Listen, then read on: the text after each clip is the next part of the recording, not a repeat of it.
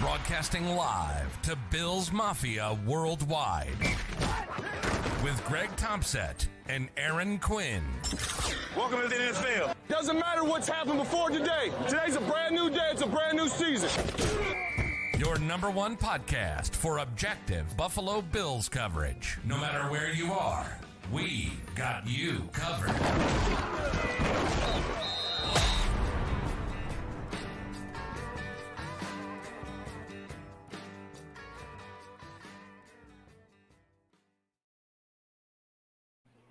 Good evening and welcome to the Cover One Buffalo podcast. You were joining your host, Greg Thompson, along with my partner in crime, Aaron Quinn. Aaron, how are you doing?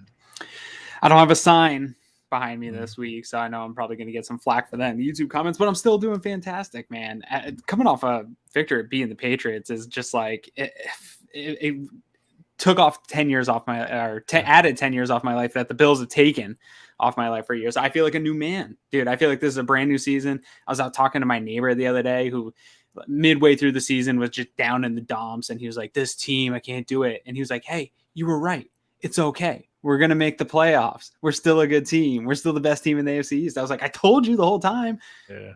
It's great. It's great to be here, man. It is amazing what a magic elixir it is. I've just been floating through the last couple of days. Yeah. Just, obviously went on a ridiculous tour of pettiness after the game, but it's just amazing how much easier it makes everything. And now what it's set up with these next couple games and what we're going to do.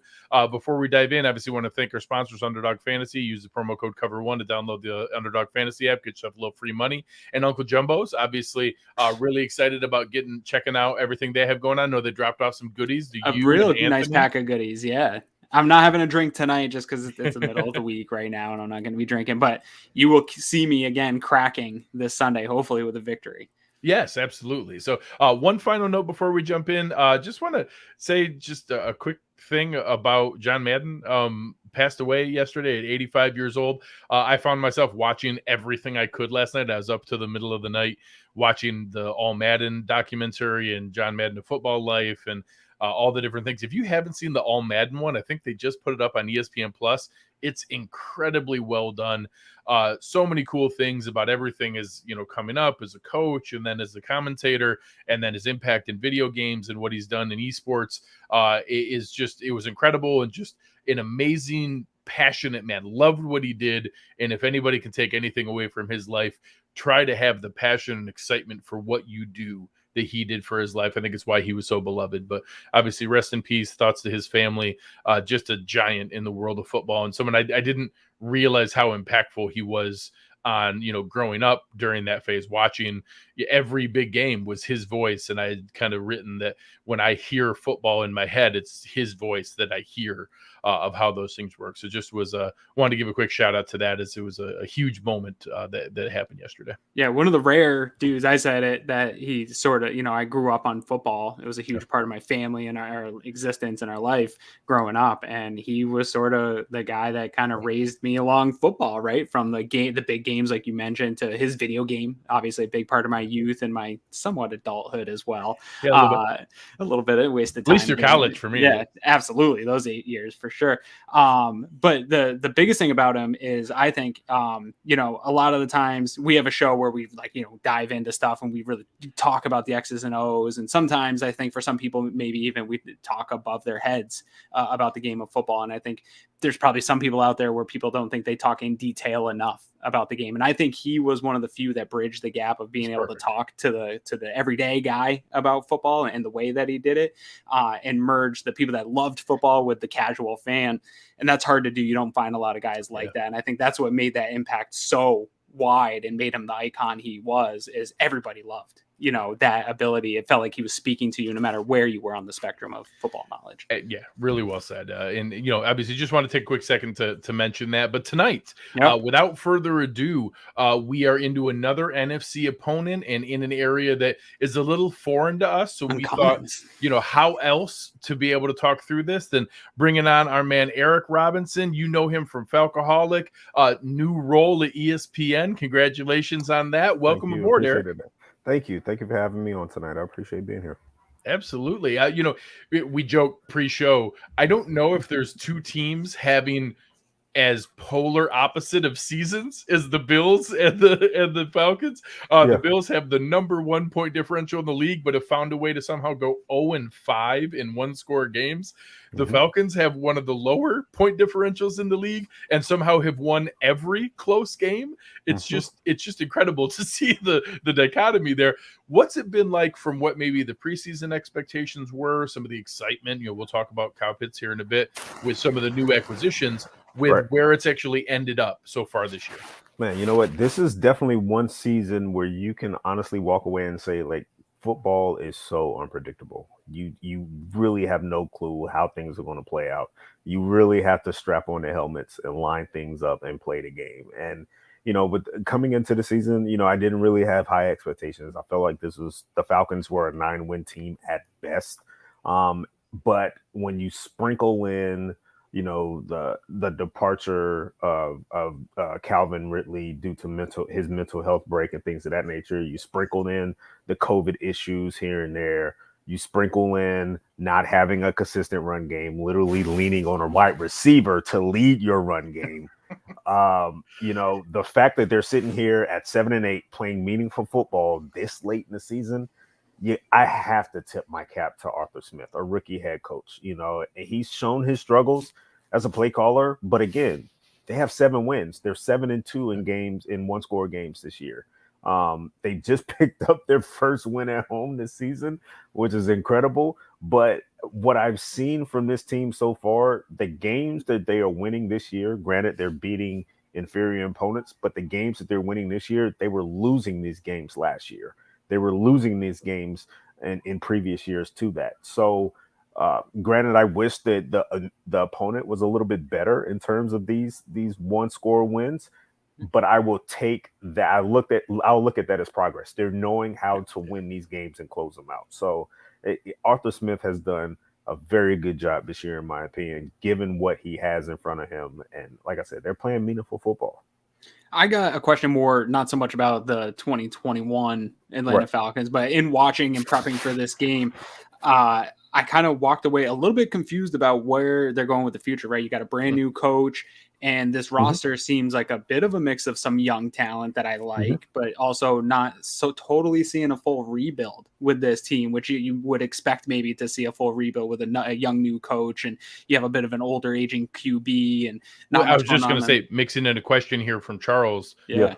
Where were you on that spectrum of where Aaron's going with it? And should it have been Julio and Ryan, or were you on board with keeping it and seeing if Ridley plus Pitts was enough for that? I'll be honest. Upon drafting Pitts, I was super excited because I thought okay, we're going to have an offensive approach where you have Julio on one side, Ridley on the other side, Kyle Pitts in line. Good luck, everybody. But of course, things played out a certain way. The front office knew that at that point in time, upon drafting Kyle Pitts, that Julio wanted out. So it's a unique situation. I don't want to say they're rebuilding because I feel like rebuilding teams don't have a franchise quarterback. They don't have a long-term starter at left tackle. They don't have a couple key pieces on defense. Rebuilding means you're starting from scratch. You don't have certain elements in place. And those elements, getting that quarterback, getting that left tackle, getting that number one corner, those are the elements that you look for when you rebuild, but they're already there. I want to say it's more of a retooling type thing, but again, It's a unique approach to what they have this year. And upon taking Kyle Pitts, I'll be honest with you, yes, from afar, drafting a tight end at 4th overall it looks a little odd, but you can make a legitimate debate on Kyle Pitts being the best overall prospect, regardless of position, coming into the draft. And if that's the case, how can we fault them about taking him at 4? Yeah, if he had a wide receiver next to his name, I would have taken him no matter where. I think the position, right? Like people say the position, but he's so flexible that you kind of disregard that anyway. Right, and he's getting a lot of looks this year from the X and wide receiver spots, more than I wanted him to, but largely in part because, of course, he's probably their main focus in the passing game. But that just, you hit the nail on the head there, and that just shows the flexibility that he has. You have a guy that's 6'6", 240 that runs a 4.4. that can run a go pattern from the X receiver spot and win that one-on-one battle. That is unique. So I can't, looking at where things were coming into the draft, I can't fault them for going for Pitts, because again, a lot of people felt like he was better than the quarterbacks coming into this year's draft. Yeah. So, well, and you look at some of the questions that are there, we can kind of go right into the offense of what's starting with it. And I agree. I think that if this was, obviously I'm really happy that people have approached Calvin Ridley's situation as maturely as what they have now in 2021. Right. I think there's a point in time where that would have been a massacre in the media, like to say that, I'm just not in the right mental situation to be able to play football right now. Right. People, what is wrong with you? It's soft. Right. All the words that we know growing up, we would have heard coming out. We were talking offline too. I think there's going to be more of that in the future. Like, I don't think this is going to be an uncommon thing going forward. Right. Well, I mean, and he's not the only one. Lane Johnson.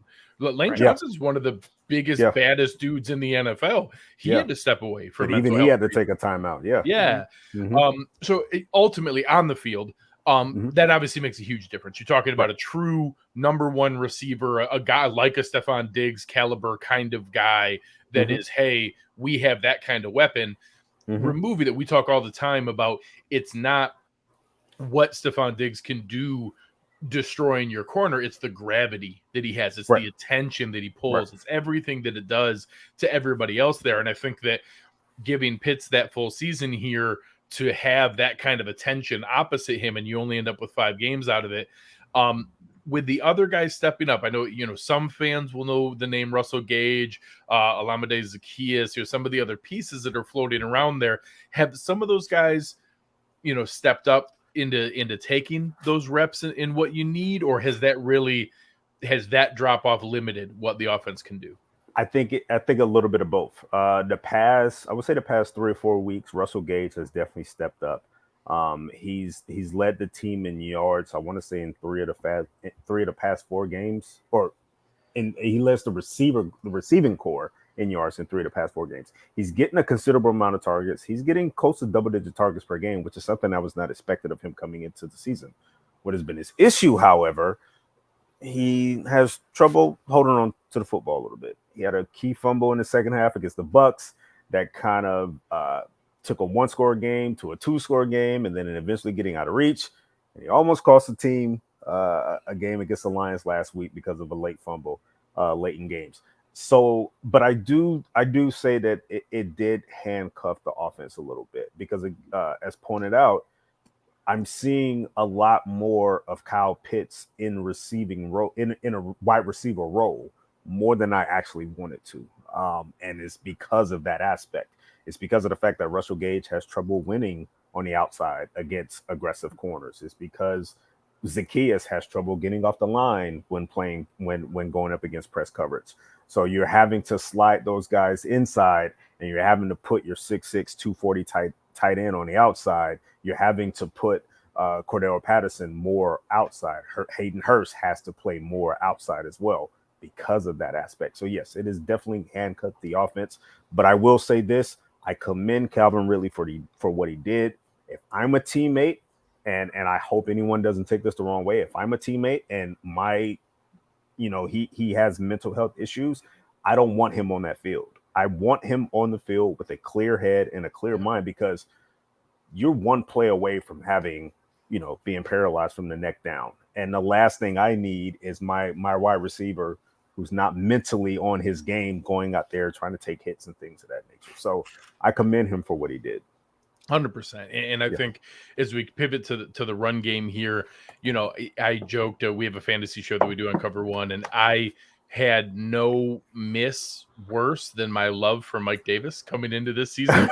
But I also want to give you an opportunity to apologize for stealing Cordarrelle Patterson from us. That was one of Aaron and I loved him in free agency, what he could have provided as the versatile weapon, replacing that. We lost Andre Roberts, maybe a little bit out of the backfield. I don't know anybody that saw this season coming. He has been just a revelation, and Arthur Smith's creativity plus Cordarrelle Patterson. Everyone's always known the athleticism and the kind of unique skill set that he has, but that combination of how he's been willing to use him as just a straight up running back, let alone, it's not jet sweeps and gimmicky stuff, just I formation, straight up running back. How much fun has he been to see this season to be used in the way that he is? Oh, coming into the year when he got his $3 million deal from the Bears, coming from the Bears this offseason, I felt like, given the contract alone, there was going to be more expected. You normally don't pay $3 million for a year just for a guy to catch a football in the end zone and possibly bring it out or not. I felt like he was going to have a decent role, but man, he has definitely been a weapon out there on the field. He's not really excellent in any aspects, to be quite honest with you. He's just a guy that's able to do a lot of stuff. And the creativity from Arthur Smith, kudos to him, because to be honest with you, Cordarrelle had this ability pretty much his entire career. But no offense, Bill Belichick and Josh McDaniels didn't use him in that way. Matt Nagy did it maybe one or two plays a game. Now Arthur Smith is saying, hey, I can literally line this guy up anywhere, and he's a potential mismatch. So again, he has over 1,100. He's roughly 1,100 yards this year in scrimmage from the line of scrimmage, double-digit touchdowns. He's just been a treat, man. And I'll admit he's a unique brand of football because he's 6'2", 235, which is not normally the dimensions you see from a receiver. And man, is he physical. He's tough to bring down. He's tough to tackle. He has a linebacker's mentality where he's looking for physicality. He's looking for contact. And I hope, and they're going to have to need that creativity this week going up against the number one defense. That is for sure. So one last piece on the offense here. One, you talk besides Calvin Ridley, and Aaron will talk about some of whether it's COVID, whether it's injuries. The defense has certainly not had the same one. I was taken aback, virtually every single guy on the offense has been here all year. They're all 14 or 15 games. They're all five linemen are 880 to 930 snaps. With the offensive line, it's normally we do these and I'm having to prep who is this guy, because everybody has somebody that is playing right guard that you just, but with the Falcons, it's there's legitimate draft pedigree, there's investment, there's guys that we studied in the draft coming out. It's almost all five are a material investment, multiple first rounders.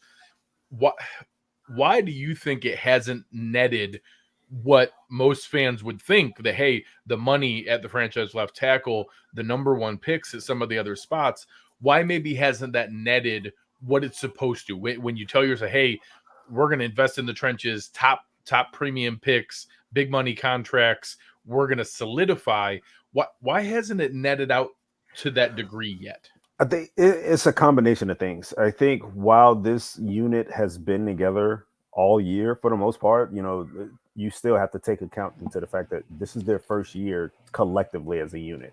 It's not like it's a group that's had 2 or 3 years to gel and get themselves, together on one accord. You got a starting left guard, a rookie left guard in Jalen Mayfield coming into the season. One thing that I pointed out coming into the year was the type of defensive tackles he was going to face coming into the year. You're taking a guy in the third round who played right tackle, moving him to left guard, and in game one, you're telling him, good luck with Fletcher Cox. First month of the season, he's had to go up against Deron Payne and John Allen. He's had to go up against Leonard Williams. Don't worry, Vita Vea is fine. He's easy. He's right. Yeah, Vita Vea is fine, but you also got that Sue guy who's a former All-Pro as well and Super Bowl winner as well. So there's some growing pains there. There's some rough patches for sure. So it's been a combination of just having young players on the interior. It's also kind of lean a little bit on the coaching decision by Arthur Smith for some odd reason. I have no legitimate reasoning why, guys. He decided to play musical chairs at the center position this late in the year. I don't know why. I don't understand. Why would you? I thought Hennessy was playing pretty well. No. If I had to point out a weak spot on that offensive line, I would say it's Matt Hennessy. Okay, so you prefer Dahlman? Dalman's kind of Or sort it's of just cut from not the any better. same- We have It's not we any have better. some interior we have offensive some line. We lesser of understand. evil situations in our own O-line. I'm almost like, man, can we sign another center? I mean, I know it's week 16 or whatever, but goodness gracious, like they're one and the same. They're both undersized centers. And again, his decision on playing Hennessy for a series, swapping in Dahlman, and then swapping Hennessy back in the midst of a game, I never Especially understood. center. As center, and he did it. Oh my God, he did it against Tampa.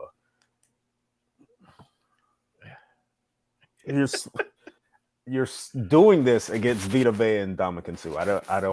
I don't understand, but whatever. So I guess when it comes to that, now there has been some positives from this team. They went, they went a nice stretch halfway into the year where they were not giving up sacks. They were playing relatively well, especially in the run game on the left-hand side of the offensive line. You go back to this Lions game. Yeah, they gave up 3 sacks on the first drive of the game, but they didn't give up a sack the rest of the game, which is, I'll take that. Granted, it's the Lions, but still, I'll take that. Progress is progress. So, they have to work some things out. I think this offseason, you're going to see a revamping of this grouping. I think a lot of their free agent activity is probably going to go on the offensive line, upgrading the area. And it has to when you have a 36-year-old expensive quarterback back there. So. That can't move. Yeah. Right. So let's flip it over to that defensive side of the ball, like Greg alluded to here. First of all, can you give us a little bit of a rundown what we should expect to see? I saw Moreau was on the injury report here this week with a do not participate. Are we going to expect to see him trending towards playing throughout the week here? And then the rundown of the COVID guys as well. Yeah, I expect to see him trending this week. I believe Richie Grant who's a rookie safety, second-round safety.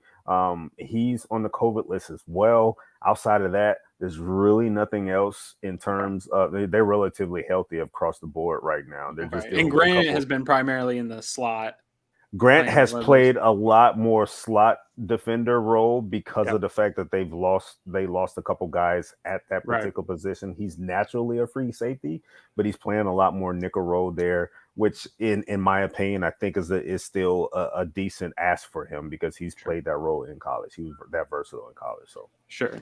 Well, now that we got over who's not going to be there, go ahead for a minute and I'll give you the floor to gush about AJ Terrell, because in my opinion, that's like that outside of Kyle Pitts, that is probably the thing Falcons fans and this organization should be the most proud of, and probably he did not make the Pro Bowl, right? Didn't make the Pro Bowl. We have a couple snubs on our end, so I'll let you vent about that for a second. Yeah. AJ Terrell has played great this year. He's arguably been the best player on the team, to be quite honest with you. He's definitely taken a huge step in terms of his development from first to second year, which is kind of sort of what you see from cornerbacks. You kind of see that second year where the light really starts to come on for him. He plays with length. He plays with great anticipation. The one thing I still want him to fix, he loves to come up and be a hitter. I don't think he has the frame to be a hitter and throw that shoulder, but he's still aggressive in the run game. He had a couple plays this past week against Detroit where he came free, beat the pulling guards and things of that nature in the run game, sticking his head in there, making tackles for loss, making tackles at the line of scrimmage. I like that from him. So that is going to be a fun matchup between him and I want to say Stephon Diggs, but he's not going to shadow Stephon. Really? He's pretty much going to be on one side for most of the game. So it's whoever. I feel like Diggs though is in Daboll's ear to just line him up. Like Diggs wants that. He wants that. Probably smoke. So. And he wanted it with JC Jackson. Yeah, he wants it with everybody. And that's the matchup we all want to see, right? Like, AJ probably wants that same thing. He probably wants Stephon over there as well. He's looked very, very well this year, and I'm proud of his maturation, and I think the sky's the limit for this kid. Okay, and so now that I let you do that, we got to bring it back down to earth with the rest of this defensive back. Oh God, field here for a minute here, because I'm going to be honest with you, man. Like I love defensive backs, and I'm looking at the way I know that this Bills offense operates and can operate when they're playing good. They have a big variance of what we've seen from this offense, but when they're playing similar to what they played a week ago against New England, I'm looking at this Atlanta defensive backfield, and I'm not seeing a lot of answers. What are you looking at in terms of how can this Atlanta Falcons defensive backfield slow things down and contain some of this passing game for Buffalo this weekend? Josh Allen is going to have plenty of time this week to write a letter, mail it, fix him a sandwich, probably take him a nice little nap before he's able to find an open receiver. Because to be quite honest with you, the secondary is an issue, but the fact that I really don't believe that anyone's going to be able to touch him from the defensive line because of their ability to not be able to rush the passer is going to play a factor down in the secondary. Yeah. Overall, Dean Pease is a very aggressive play caller, but he's even been handcuffed a little bit this year because of what he's dealing with in that Falcons defense. And especially in the secondary, Fabian Moreau, he kind of sort of runs hot and cold. You can see they've had a number of guys playing that nickel corner role. And they lost a starter, Eric Harris, at strong safety a couple weeks ago. He's out for the year. So they're kind of sort of depending on Deron Harmon to play plenty of single high, which coming into the season I thought was a good move. Now I'm thinking like, oh my God, this is not great going up against Stephon Diggs. So this is a defense that they got practice squad guys that are starting. I'll be honest with you. And I'm not confident in the group overall. I think AJ Terrell will play good. I think Grady Jarrett will make some plays. Love Grady Jarrett, yeah. I think Oluokun is going to make some tackles, but I also think the rest of the unit as a whole is going to be lackluster at best. And I don't think this is going to be a fun game at all. I'm sorry. I'm just being honest, brutally honest here. And so normally, like in a game like in a matchup like this, so like I'm not going to sleep on any appointment, especially or any opponent, especially after the Bills lost to the Jacksonville Jaguars. But like we were talking off air a little bit, the difference in the Jaguars is they had those playmakers along the defensive line that could make Josh's night or day miserable. In looking at this Bills matchup, I see a few ways to attack the Falcons in this game and exploit some of the problems that they have on defense. What do you see as the number one thing that you're concerned about for this Bills offense and how they're going to plan to attack? Like if you were the defensive coordinator of the Falcons, what are you looking to try to mitigate and take away from this Bills offense? I'm going to try to mitigate Josh Allen as much as I can. I'm going to try to take away his ability to sit back there and have all day to throw. Which means I'm probably going to play plenty of zone.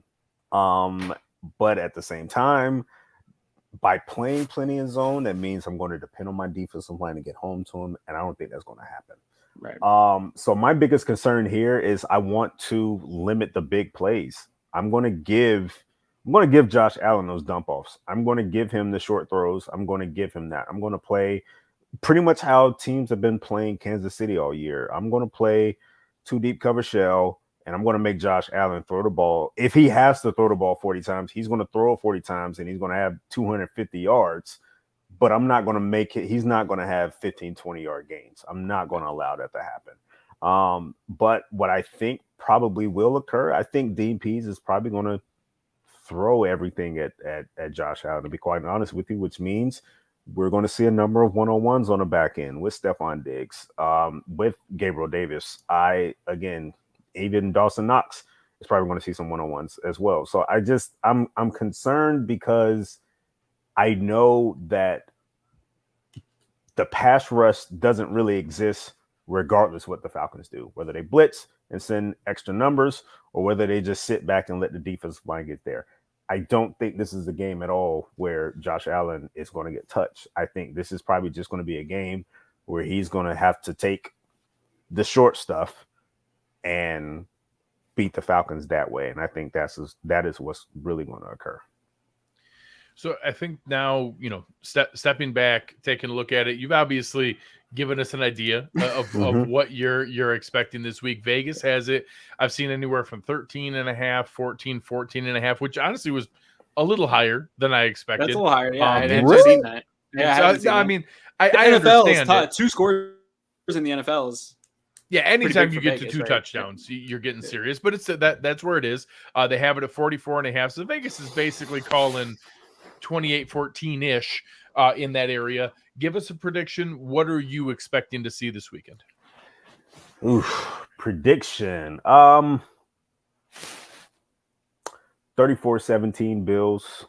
I think, honestly, I think the Falcons are going to play a spirited first quarter, maybe even first half. I would not be surprised if this is a tied game at halftime or if it's a one-score game at halftime. Because the Falcons are a team, they play better when the odds are truly against them. Their back is against against the wall. They've definitely been a good road team this year. Because 6 of their 7 wins have come on the road this year. So, at this point, they do have something to play for. It's not as if they're just going out there collecting checks. But I expect this team to come out and kind of just throw everything at Buffalo. I'm talking about on both sides of the ball, where they're probably going to be blitz heavy on defense. And I think Arthur Smith is going to dial up a couple maybe trick plays or just some funky formations to try to throw off this number one defense, because you're going to have to. This is one of those units where you can't just strap up and say, let's go mano a mano for 4 quarters. You have to get a little funky in your offensive approach. And I think that's what's going to happen. So, but eventually the talent is just going to pull away for Buffalo. I think they're going to lean on the short passing game along with the run game, and I think they're just going to pull away and make this 14. My prediction is 17 points, but I think 14 is pretty modest, to be honest with you. I wouldn't be surprised if it eventually leads to like a 21-point outcome. No, we appreciate it. Obviously, we're hoping for a healthy game for everybody this weekend. Absolutely. Hope for an entertaining game that can be enjoyed. We'll take a look. I think right now the weather's calling for it's going to be pretty chilly for the boys from Atlanta. Yeah, I think high 20s maybe. High 20s with snow. Maybe. I think it's going to be chilly. We'll see how everybody reacts when they come up and get to see that. I know we saw it with a couple other players. I'll have to pay attention. Has Kyle Pitts ever played in snow before? And maybe in his life? Well, he's from Philly. Oh, he's from Philly. Yeah, okay, so okay. sure. There we go. So he's seen it. He's probably used to it. Yeah. Yeah, more than others. Cordarrelle, Cordell's played in Chicago. He's played in New England. Yeah. So he's probably used Minnesota, to it. where at least they played the right. Green Bay in Chicago. Right. Matt played at Boston College, and Matt is from Pennsylvania as well. So he's probably seen it a few times. Mike Davis probably not. Mike Davis is probably going to have about 2 or 3 jackets on the sideline. Grady as well. But yeah, this is. I keep hoping to see it go away. I just checked the weather again. It's getting worse every time I check it. When schedule release day came and I saw this, I said this it just has the makings of like a snow game in Buffalo. They're just gonna be so aggressive and physical, and it's gonna get out of hand. And our man Nick in the comments here, Lee Smith's used to it at least. Yeah. He's like, Lee Smith was used. We didn't to even get to it. talk Lee about Smith reunion game. Yeah, this is a Lee Smith reunion. And this is maybe he might get a touchdown catch this week. I would like to see that. Never know.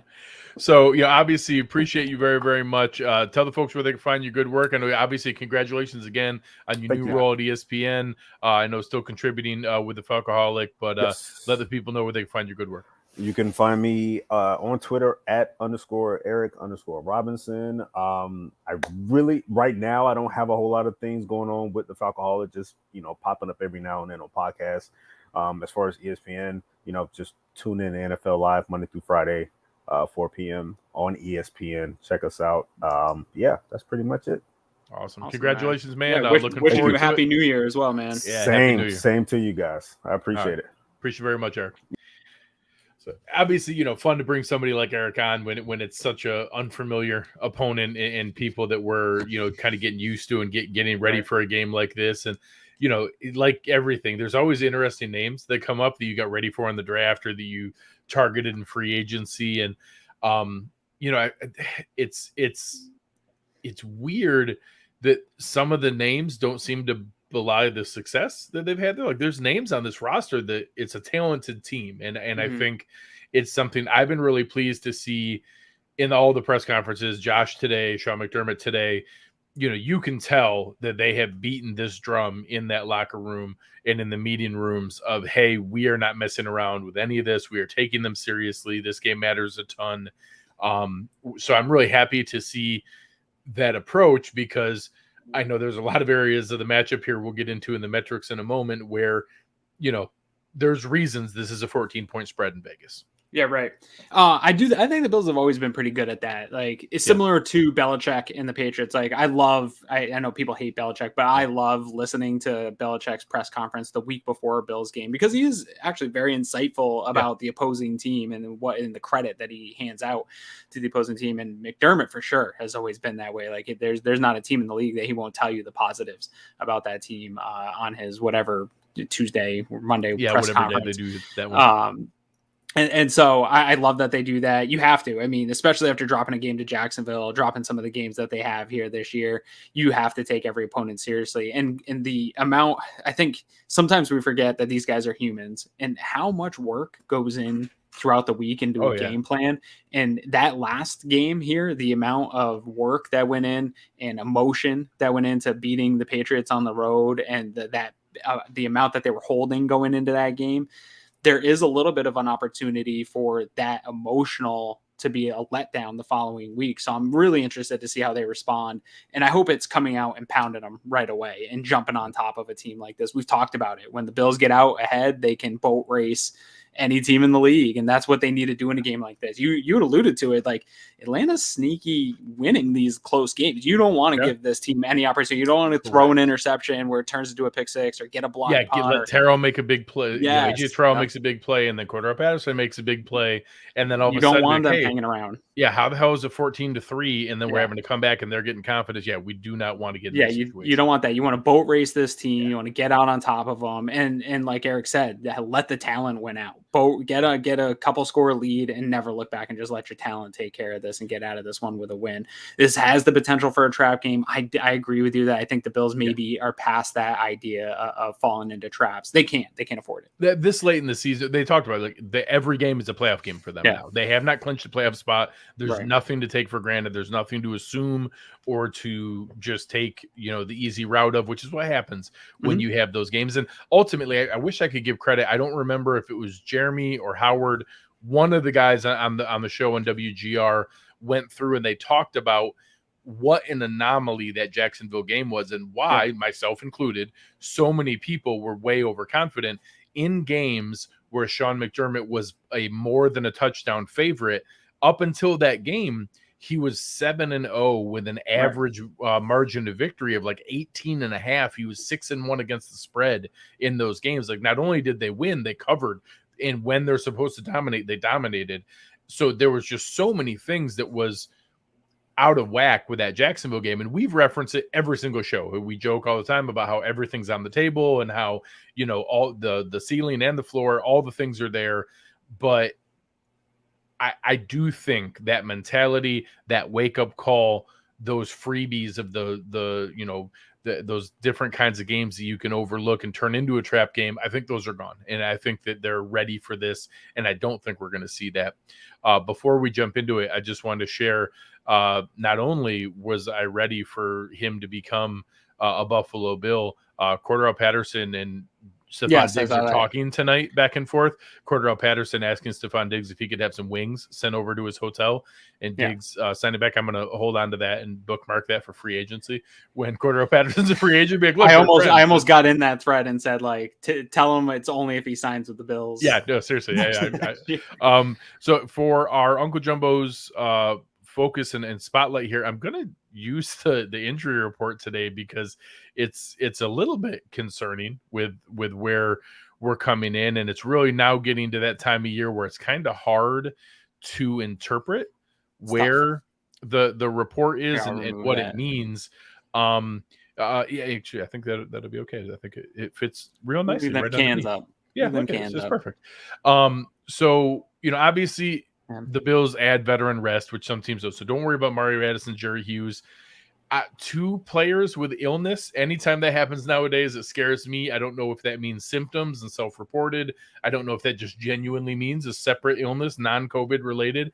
But 2 players in the defensive line room and in the secondary room, obviously losing Vernon Butler and Jaquan Johnson are not concerns for the game on Sunday. No. But their presence in the meeting rooms and their illness nowadays, that freaks me out anytime that comes up. Obviously, Jordan Poyer and Devin Singletary practicing in full is there, but Oliver with limited, Emmanuel Sanders limited, all the different pieces together. It's just more names that I'd like to see, especially when you see Atlanta literally had 1 player on their injury report. This is tough. It's an attrition league. It's a survival league, but it's more names than I was hoping for. Yeah, I mean, you see the Hyde and Poyer there. Hyde alluded to it earlier in the season when he showed up like a couple of times with like a chest or something, and he was a limited or full and wearing the red thing, and he basically alluded to it's sort of a vet day, like he had gotten a treatment so that they put him on the injury report, but that he was like, when he talked to the media, he's like, I'm totally fine, I'm absolutely maintenance related. Yes. More than concern. I mean, everyone's got something at this point in the year, so I think if you're taking a day where you're going to throw a red jersey on, that's something. But yeah, some of these injuries are probably legitimate, and I think I hate to be in this balance because everything is on the table, right? In a weird 2021 year, we see teams losing to teams they shouldn't all year long here, but I do think that there is some possibility, like say with an Ed Oliver, where if Starr is coming back and you're gonna have Harrison and Starr and some depth at the defensive line room, can you allow Ed, if he needs a week, to take a week and get ready for the playoffs? I don't know the answer to that, but I do think that, there's a game or two, with these next 2 games where some of that's on the table. It really is that. And this is interesting too, because a month and a half ago, I think people were freaking out and mad at Brandon Beane because there wasn't enough depth across this team and everyone was scared of the depth on this team. I'll tell you what, man, the depth has probably been the most surprising and gift over the last month to this team. I think you look at some of the, maybe they don't have high end depth along the offensive line, but the fact that the drop off isn't crazy significant throughout. Here we got a Thomas Burke. Did you gentlemen make your Belichick New Year's resolutions? I want to commend Bill Belichick to have that question asked after an emotional home division game loss. He handled that really, really politely for as nasty as he's been in the past. Yeah. So, I mean, the gall on that woman to try to ask that question. And she asked all of them. She asked everybody. That's a fine question on a random Tuesday press conference, but in a post game after a loss. I kind of loved it. It was so cringy. It was great. It was wonderful. Yeah. But yeah, my resolution is to eat more ribeyes. That's my resolution. I'm gonna try to resolve to eat more ribeyes. That's my goal. I like it. I carry on all my resolutions. My wife and I have a tradition of we look back at our previous years. We keep them. We look back at our previous years, and then we kind of come up with them that night. We sit around on the couch and come up with them that night. So I'll let you know at the end of we won't stay up for the ball drop, but somewhere around 9:00 around bedtime we'll have our resolutions done. We'll let you know the next day when we get up the next day. Exactly. Lone Wolf here with a good question. I wanted to bring this up because you brought up the depth. Right. What our thoughts were on Bates. I wasn't sure. Obviously, we talked about it during the game. I wasn't 100% sure, but I was like, well, the run game was decent. There were some pressures, but not a lot of sacks, so it had to be pretty good. Going back and watching, he was solid. Like he was solid. Like it wasn't amazing. It wasn't some incredible performance that, we've never seen before. But with what our levels of previous performance were at the guards, to give up 1 quarterback hit, no other pressures, that's not bad. Like that's solid performance for what we've seen overall. And he was solid in the run game. It wasn't amazing or anything incredible. I'm curious to see. My assumption is that Feliciano will take that job back, is my guess. Yeah, I would think so. But the other first game back, Feliciano was active, but on the bench, and only in a couple different spots and as the 6th lineman. My guess is they put Bates back to the 6th lineman, the kind of universal guy, but it certainly was reassuring to see him play. Again, he wasn't amazing, but he was solid. And to Mhm. see someone play like that in a spot where we just hadn't really seen him as a starting guard, I feel fine. If we lost Feliciano for a game or Darrell Williams for a game, I would feel fine with Ryan Bates stepping in. He was solid and reasonably dependable. Yeah, this game was tough for me for a couple guys, Bates being one, and McKenzie's got all the buzz right now, but McKenzie is still another one for me that I want to see more. I think they earned opportunities in the future. With Bates specifically, and this was something Eric and you and I were kind of talking about offline or on DMs, that Patriots defense wasn't really attacking the Bills offensive line. It was more of a contained style. Let's contain Josh Allen, try to keep him in the pocket, and hope that our coverage holds up on the other end. And so I don't know how much it was a performance of the offensive line versus what the defense was providing. We saw some people putting out screenshots of like, look at this pocket. And it was like, well, the Patriots are playing a contained style of defense. Correct. They're not really pinning their ears back and trying to rush the passer. So there is something to that. I want to see more, but I do think, to your point, I think Bates is still a break in case of emergency guy for this Buffalo, but that's what they view him as. New Year's resolution is to keep more Uncle Jumbos in stock here from Stickman. That's a great resolution. Buy from Uncle Jumbos, man. They support us nonstop. So I'll always encourage people to support them. Our man John has another one here with the offensive line saying, Spencer Brown gave up 1 pressure. Dawkins gave up 0. Dawkins pancake on Judon on the flip to Diggs, then get up and pancake JC Jackson was epic. If you take into consideration not practicing all week, having COVID for the second feeling time, too sick to start, the anxiety that goes with that when he was hospitalized for an extended period of time over the summer. And I can't imagine that kind of fear and anxiety of, oh man, I hope that doesn't happen again, to then be activated the night before, like 18 hours before the game, and not even know if you're going to be able to make the flight, and then to go with and to say, okay, I'm just going to go through warm-ups and be available in case of emergency. And then boom, that emergency comes in the first quarter and to have to come into the game. If all those things considered, Deion Dawkins was amazing because he was really good just on his own. But you take those things into account, that was an incredible game by Deion Dawkins. Just really, really impressive. Yeah.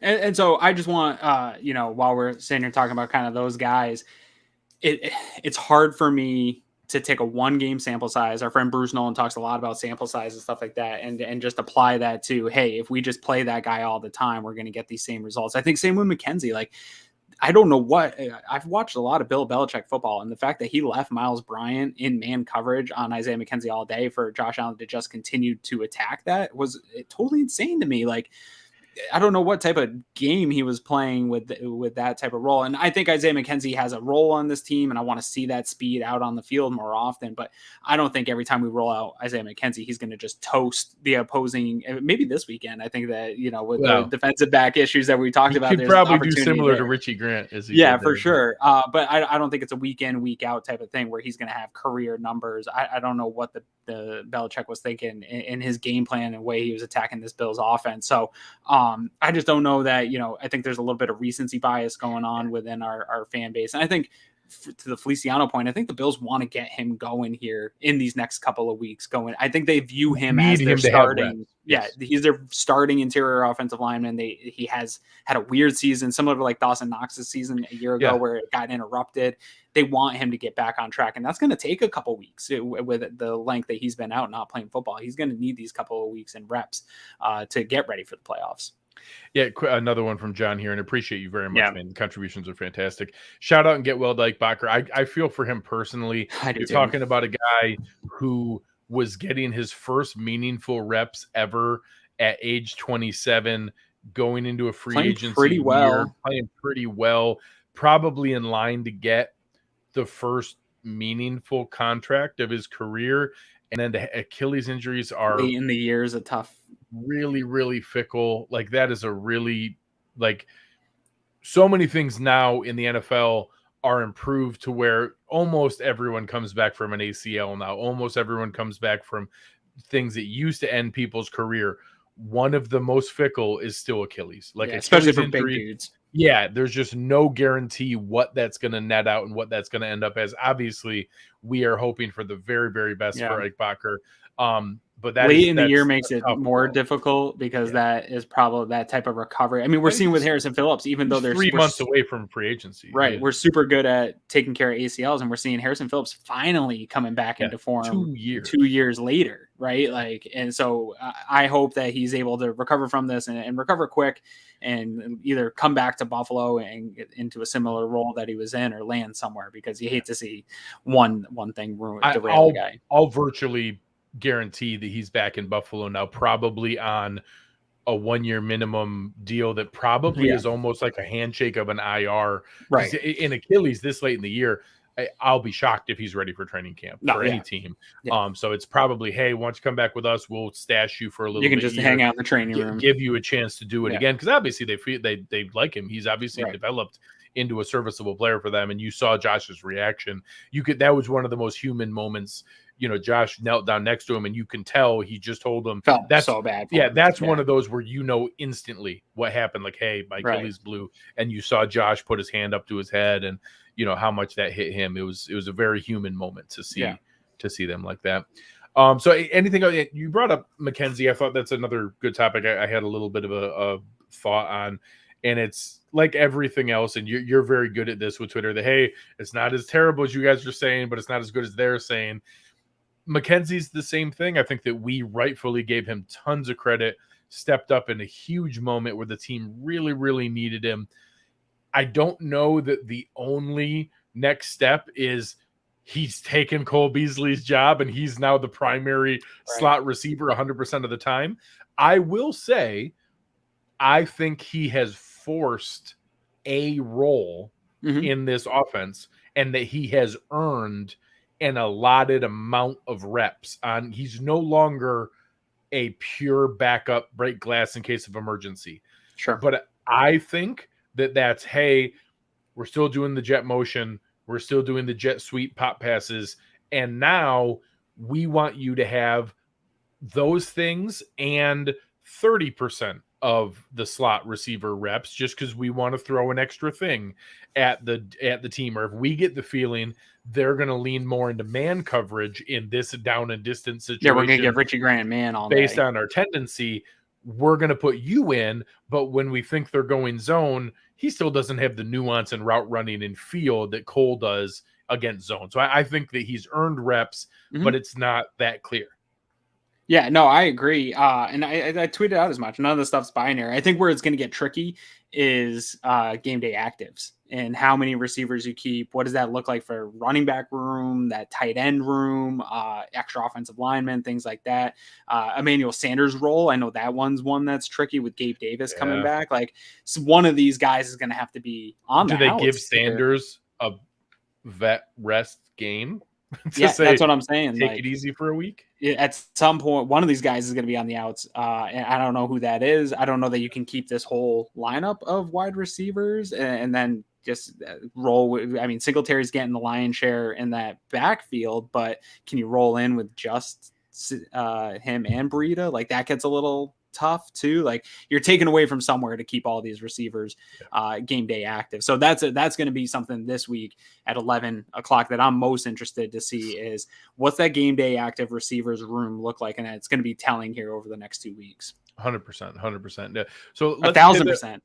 Yeah. Shout out to Anthony Prohaska, 1,000%. Let's pivot over and look at the graphics you put together to really kind of dive into this matchup as we go as we kind of wrap up for our predictions here. And I think you talked about it in the corollary between the Jaguars game and what was here. We see it, first in the explosive plays. The Bills, from an offensive standpoint, you're talking night and day.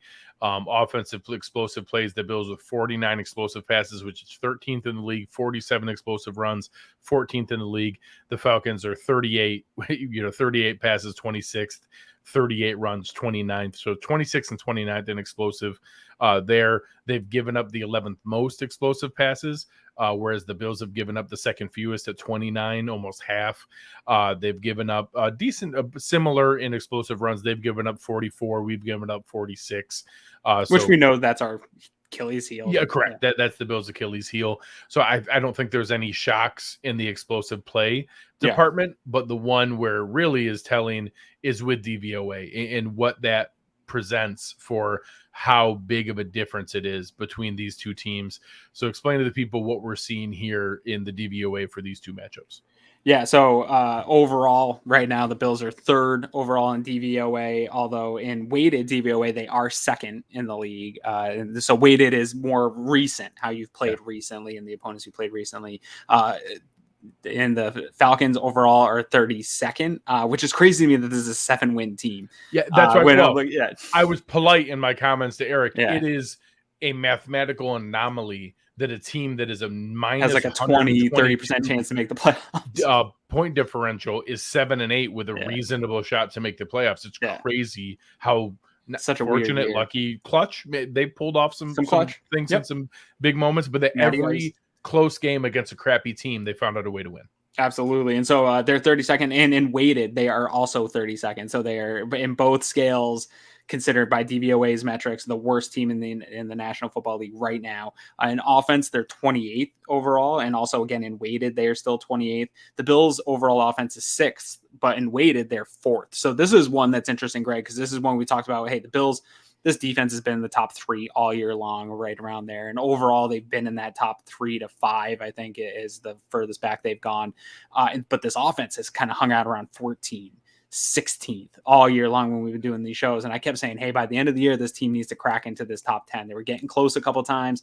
Last week, their weighted was in the top 10, but they think they were still 11th this week. So overall, they're 6th, and weighted is 4th. They're the 4th best offense in the league. This is what, dude, I believe very much in DVOA's metrics. Yes. And I think if you have a top 5 defense and a top 4, 5, 6 offense, that's like a recipe to go on and make a nice run here at the end of the year. So I'm really excited. I don't know if there's anyone else in the league that has the combination between the two. Maybe Tampa. I think I'd have to go back. I think Tampa's right there. Tampa, them and Tampa are the only ones that are that close. Yeah. To the combination. Yeah, maybe Dallas. I was going to say Dallas would be the third one. Dallas is up there too. I'd have to look at those numbers again. But so let's go over to defense again, similar to what we're seeing here. 31st overall defense for Atlanta, 2nd overall for the Bills. Now, Bills weighted is 4th. But the defense for the Falcons weighted is 30th, so not a huge threat. They're still one of the worst in the league. And special teams 27th, and the Bills again creeping up to that top 10. They are 11th right now, but 10th in weighted. So if they can get that over the next 2 weeks, if they can get every single unit within the top 10, I think that shows you this kind of conversation that we have all the time of, hey, you need to be playing the October games. Yeah, you want to win those games, but you don't need to be playing your best football now. This is the period of time you need to be playing your best football. DVOA is a metric that shows the teams that are playing the best football, and it's weighted against opponent.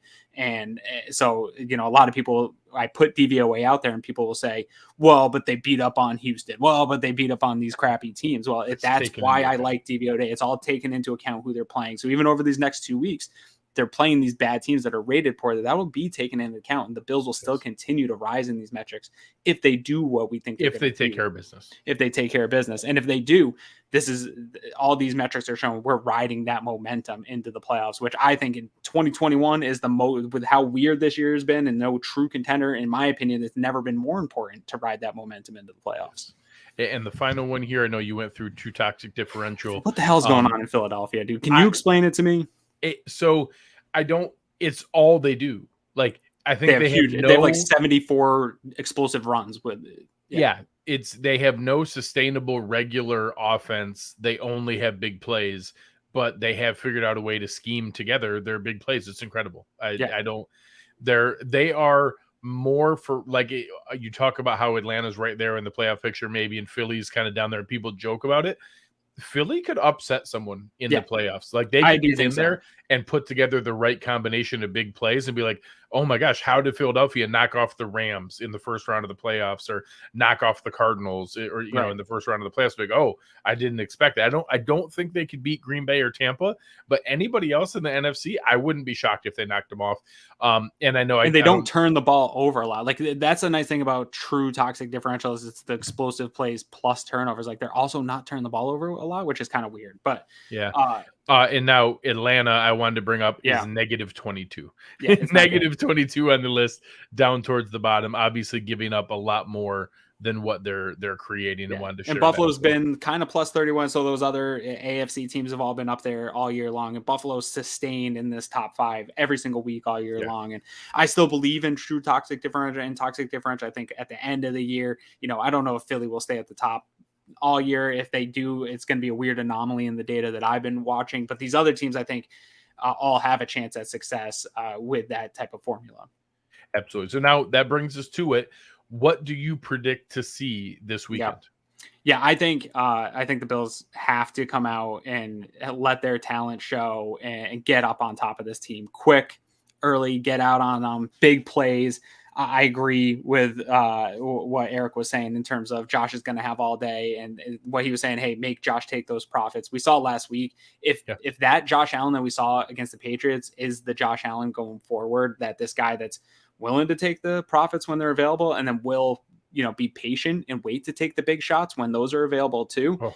You guys are done. The Falcons are going to be toast. If he's and say they're rolling Isaiah McKenzie out here this week with that type of speed, we have our full plethora of wide receivers and Gabe Davis coming back. I think Dawson Knox has the ability to have a big game in this one. I love the role that Devin Singletary is carving out with not showing up a lot in the box sheet, but just taking those dump offs and making yards with them. I just don't see a path. The only path I see for Atlanta to keep this a close game is huge splash plays, pulling off some of those crazy trick plays like Eric talked about, and somehow keeping this game close enough within it where it's within striking distance at some point for them. But I think the Bills get out to an early lead. I have this game at 31-13 for the Bills. And I honestly think we might see some Mitch Trubisky late in this game where you start to pull some starters. Maybe Ed Oliver does, if that injury lingers through the year, we don't play some starters going into this, and those guys are game day actives, get in a chance to look at some guys, and then Bills run up the score into that third quarter and allow Mitch Trubisky to finally get some looks for free agency next year. Yeah, I don't think you're off at all. And Mark here bringing up that it's been off and on with the home games this year, and there have been some rough ones. That's also the 40-0 Panthers Texans was a fine game. Was at home, 43-21 Washington, and then this last one 31-14 to Carolina. I think we see things in that neighborhood. Yeah. The weather will be interesting to monitor. Sure, that could throw a wrench and stuff. But I have it 31-13. You didn't. Yeah, I did. That's like 3 times this year. I know it's crazy. I debated. I was gonna go 34 or 38, but I think the weather will be enough that we're still calling 5 scores. But yeah, I actually matched it and had 31-13. Look at us. And I do think that this Atlanta defense is going to have a hard time to be able to limit what the Bills can do on offense, and we'll see where that goes, if the weather becomes a bigger factor. But even with that, you can bring the score down, but I think it also brings their score down too. Correct. If it's really ugly out there, they may not move the ball much at all of what's going. So we'll see where everything goes with it. But I think that we're in for a comfortable game. I think Eric was accurate. I think it could look close earlier. I think it's impossible not to have a little bit of an emotional letdown coming off that Patriots game, the same way all of us have been riding a high. They have too. So maybe it starts a little bit slow, but then I think they kind of get their groove and pull away comfortably as the game goes on. I would love to see Mitch Trubisky time and see some Josh Allen rest and some of those veterans there. So anything final for the people here to enjoy their New Year's before we get into football?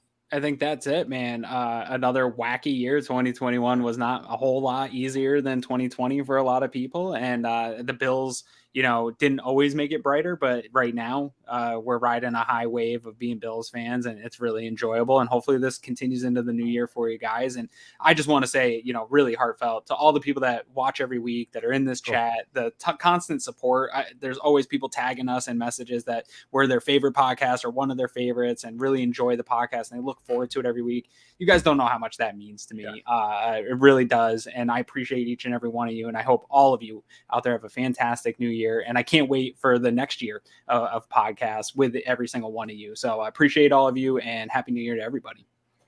Yeah. Thomas here had the Karma Bites Win Bowl Bryant by Little Dirty. Karma's beautiful. It's And anybody didn't read the story about Isaiah McKenzie, have yourself some fun. We appreciate you very much, Thomas. Thank you, Tom. And just to echo your sentiments, it's been really, really reassuring. We appreciate it. You guys are fantastic to us, very, very kind and supportive. And I think, Aaron and I like to get on and ramble and talk either way. And we've had fun with this show overall, but to find out that people really do enjoy the show and look forward to what we're going to say and enjoy the games with us and everything that goes on, it really makes all the time and effort that we put in to prepare for this and to line up guests and to research all the teams and to be ready for these shows and to take notes during games and, time away from our families to be able to be ready to do this. It really makes it, worthwhile and reassuring that people enjoy. So thank you very, very much from the bottoms of our heart. It really matters to everything that we do. Along with making it possible, help our sponsors out. Let Uncle Jumbo's know that you heard about them from us. They've been awesome to us right from the very beginning. But on behalf of Aaron Quinn, I'm Greg Thompson. You've been listening to Cover One Buffalo, and we are out.